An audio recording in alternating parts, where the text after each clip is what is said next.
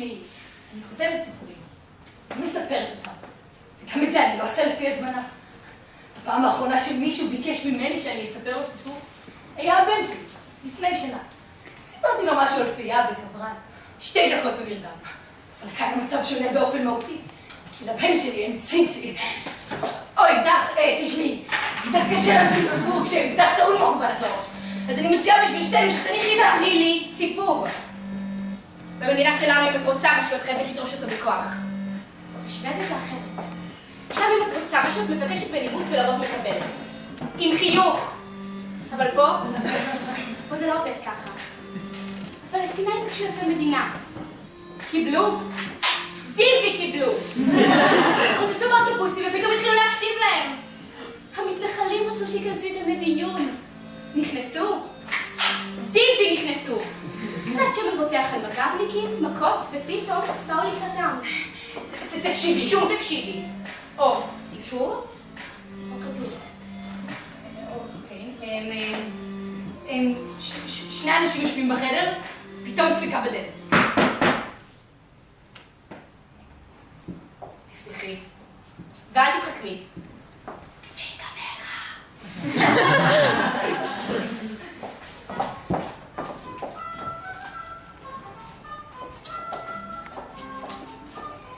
שלום!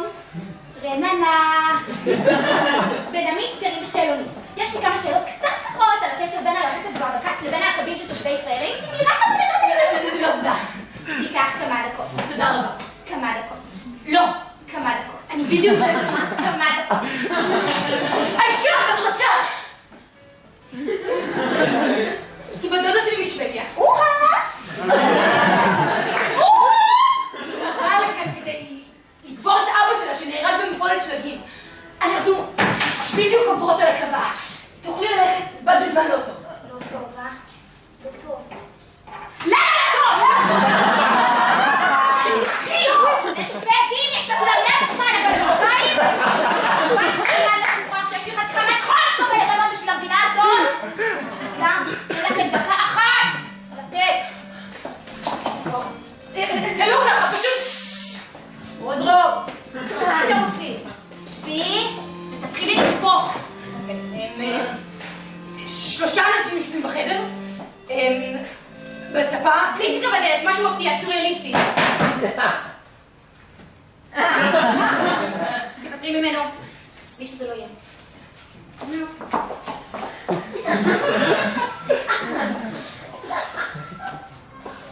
קידר? כן, אבל לא הזמנתי פיסה. אבל כתוב לי, זה המנוח 14? אבל לא הזמנתי. אבל כתוב לי, משפחתית, חצי אננס, חצי אנשובי, הכל שולם. באשראי. רק תקווה לי זזה. גם מה קורה בשביל הסיפור, אה? איזה סיפור? יאללה, תוציא את האקדח. איזה אקדח? נו!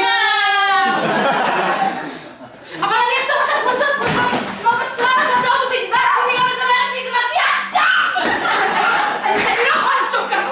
תמצאו לי סיפור כשתחזרו לי משהו מוכן לספר. וואו, החרא הזאת תצלצל החולים, מה את חושבת לעשות הרבה אצבע? לא, זה אחד קטן, זאת תקופה קשה.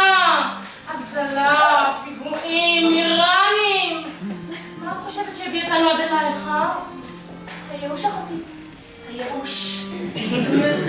אוקיי, 4 אנשים יושבים בחדר, חם, מזגן לא עובד. זה לא סיפור!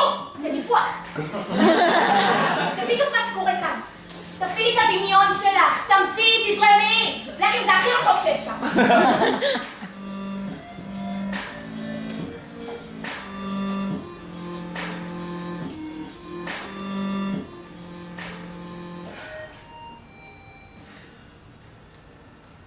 איש אחד יושב לבד בחדר. הוא בודד. הוא סופר. רוצה לכתוב סיפור. הרבה מאוד זמן עבר מאז שהוא כתב את הסיפור האחרון שלו. אני מתגעגע. מתגעגע לתחושה הזאת שליצור יש מיש. כי יש מאין, זה כשלגמרי ממציאים משהו. אבל יש מיש. זה כשמגלים משהו שהיה קיים בתוכך כל הזמן הזה. הוא מחליט לכתוב סיפור על המצב.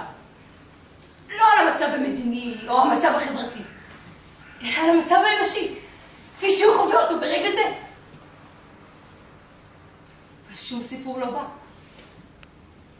כי המצב האנושי כפי שהוא חווה אותו ברגע זה, ממש לא שווה סיפור.